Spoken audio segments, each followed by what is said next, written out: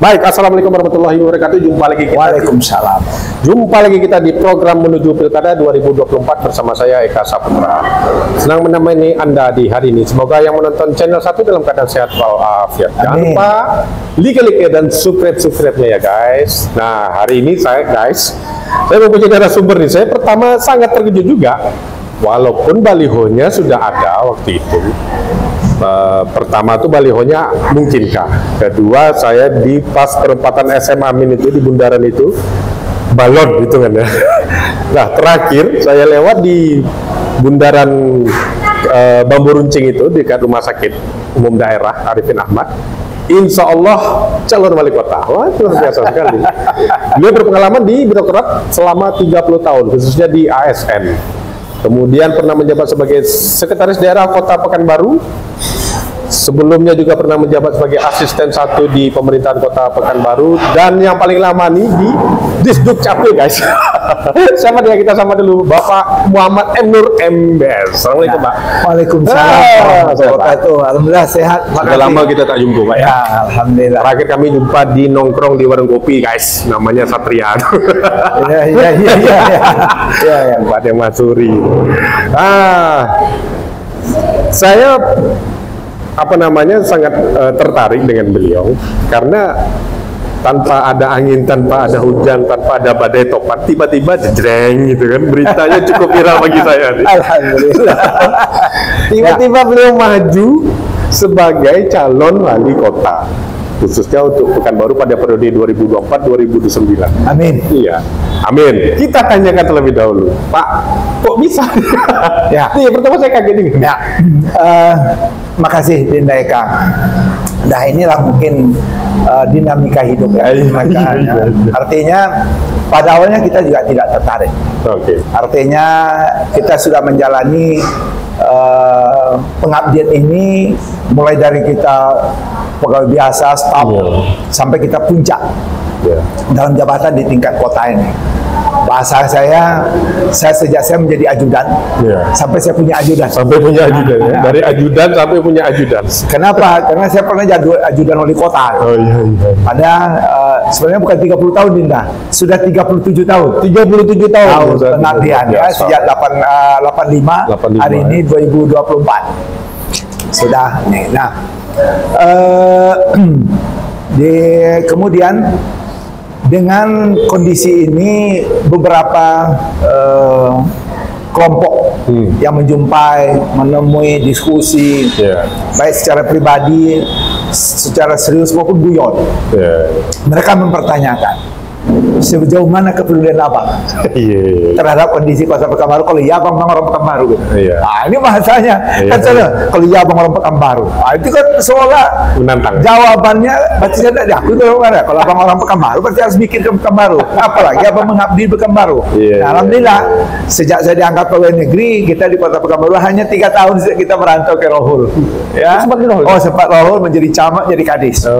Nah habis itu kita tetap berada di Kota Pekanbaru. Dan terakhir sekarang kita di provinsi. Hari ini kita masih aktif sebagai PNS. Masih aktif masih ya? Aktif. Sebagai Jadi, pembina Muhammadiyah itu? Jadi namanya Widya Iswara Akti Utama. Ya. Jadi apa Widya itu? Widya Iswara itu kalau di SD, TK, SD, SMP, SMA itu namanya guru. Kalau di kampus namanya dosen. Nah kalau untuk ASN namanya Widya Iswara. Oh, guru besar. Nah, jadi guru untuk melatih ASN yang megang jabatan, masuk pegawai, atau ada pelajaran materi-materi khusus untuk keahlian gitu.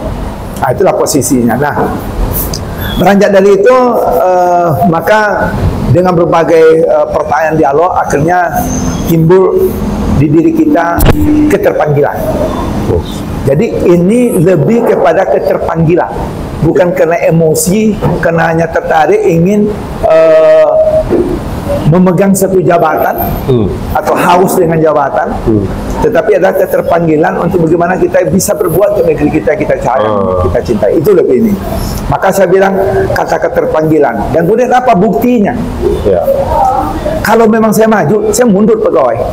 Tapi kan ada konsekuensi. Oh iya dong. Kalau itu sebagai hanya pelarian, saya belum lari. Kecuali saya pensiun, akhirnya saya ikut, itu baru pelarian. Ini masih ada 3 tahun lagi, saya bisa mengabdi. 3 tahun lagi. Dia kalau boleh tahu berapa umurnya? Hari ini, maksudnya pensiunan untuk Widya Utama Ali itu 65. Saya ini 62, baru 62. Luar biasa ya. Dan nampak 62-nya masih muda kan. Jadi 62 beberapa hari. Oke. Nah, sekarang pun kami itu sedang diusulkan 70 tahun sama dengan profesor. Berarti punya kesempatan masih panjang. Masih panjang ya. Nah, tetapi mengingat ini, saya bilang berniat, akhirnya coba. Nah, awalnya tadi yang dibilang Adinda tadi, awalnya karena begitu ada tekanan dialog-dialog yang akhirnya juga memojokkan dalam artian kepedulian tadi, saya coba uji ombak gitu. Betul. Maka saya bilang mungkinkah? Jadi pertanyaan pertama mungkinkah? Begitu banyak merespon, menanyakan, oh berarti ada orang baca. Iya. Mau baru kita doakan untuk bisa jadi maju. Iya. Maju pun apa nih Pak, maju mana? Maju tak gentar. Iya. Balon. Nah, belum maju baru maju. Kita 5 kali ganti itu bahasa. Baru kita pakai balon. Datang lagi ngejek, balon itu ada 5. Iya. Jadi akhirnya saya buat bakal calon. Oke. Dan terakhir tidak lagi itu saya buat insya Allah jadi calon. Iya. Nah, jika Allah berkehendak, sekali lagi kita adalah mengatakan manusia hanya berusaha, betul. Takdir itu adalah Allah. Betul. Maka sekali lagi takkan mungkin pula kita bisa hari ini duduk bersama kalau tidak kita datang ke sini untuk mencapainya. Betul. Dan tidak ada usaha datang sini tidak mungkin. Betul. Tapi kalau kita datang sini belum tentu juga kita dapat rezeki bisa makan kalau Allah tak ridho. Betul. Nah, itulah kira-kira. Nah, maka akhirnya hari ini kita selalu mengatakan mohon doa dan dukungan. Ya. Apa sebab doa? Mana tahu di antara orang tua teman-teman yang kita jumpa dan kemudian mereka yang tahu dengan kita, mereka doa. Di antara mereka ada yang mungkin dijabah Allah, kita tidak tahu. Nah, makanya selalu bahasa mohon doa. Nah, dukungan apa? Maksud dukungan saya bilang hari ini bisa supaya mereka bilang, oh ya Pak Emnur mah ikutnya. So kalau popularitas orang udah tahu bahasa Emnur itu adalah mantan Seda, mantan seperti Dinda tadi apa terakhir di Capil. Paling lama. Dinda waktu COVID satu. Waktu COVID kita vaksin kan kita Dinda. Oh iya Dinda kesehatan. Oh iya. Sempat saya jadi kesehatan betul. Artinya berbagai pengalaman dari ibu yang kita puncaknya. Alhamdulillah waktu COVID itu puncaknya kedatangan presiden. Kita secara tak langsung jadi juru bicara. Itu tanpa konsep oleh pemerintah provinsi atau kota, karena kondisi dan situasional orang mempercayakan saya saja untuk menjadi juru bicara. Nah, kembali kita ke cerita tadi, mudah-mudahan kita minta dukungan supaya memang benar Pak Emnur yang mantan Seda itu ikut, insya Allah kita ikut. Dan doakan, karena saya sadar saya bukan orang partai. Nah, saya adalah birokrat murni atau birokrat sejati. Sejak diangkat sampai hari ini saya adalah PNS. Tetapi backgroundnya sebelumnya kita memang ketika aturan negara itu memperbolehkan kita orang birokrat ini, saya adalah pernah komisaris kecamatan, itu yang disebut Komcat. Ya. Nah, jadi hari ini atau kemarin itu kami masih punya nomor MPAG-nya gitu, nomor registernya, dan alhamdulillah karena memang aturan. Nah, mudah-mudahan besok kalau memang saya bilang kata yakin tadi itu, mudah-mudahan kalau Allah ridho dan saya tak salah masuk bahasanya teman-teman yang lain itu rahimnya ya, yang lain dari rahim itu juga. Jadi itu mungkin Dinda. Apa yang sebenarnya terjadi, kami dalam kesempatan ini mohon dukungan dan doa. Berarti sudah dipastikan guys bahwasanya Bapak Emnur ini akan maju sebagai calon wali kota ya? Insya Allah. Bukan wakil ya? Calon wali kota. Calon wali kota. Oke. Sekarang kita berbicara masalah partai. Tadi memang Bapak sudah menyinggung tentang Bapak adalah orang birokrat sejati. Bagaimana komunikasi partai? Apakah Pak Emnur sendiri sudah mendaftar di partai-partai lain kah? Baik, bukti keseriusan. Maka saya tanya sama teman-teman, bukti waklata, bukan waklata sebenarnya. Datang ikut kita buat orang beleho kita enggak. Kita datang dengan keseriusan. Maka bukti keseriusan itu adalah saya sudah mendaftar dan mengambil formulir dan mengembalikan formulir itu di 5 partai. Apa aja boleh tahu? PAN, Nasdem, PKB, PKS, dan yang non parlemen ada P3. Oke. Nah, tetapi kita juga komunikasi aktif dengan PDI, Oke, komunikasi Dengan- aktif ya. Ya, Tapi dengan- tidak mendaftar ya. Karena kita tidak membuka waktu itu, tetapi kita dibuka baru kita tidak tahu waktu itu. Tapi awalnya kita, Iya. ya dengan Hanura Hanura. dan kemudian Golkar. Nah kalau Iya. Golkar memang tidak ada Memang buka tidak sama buka sekali. pendaftaran. Tetapi paling intens sekarang adalah kita dengan Golkar. Iya. Nah, Karena memang guys, saya baca di apa namanya di statement salah di satu media, ya, oke.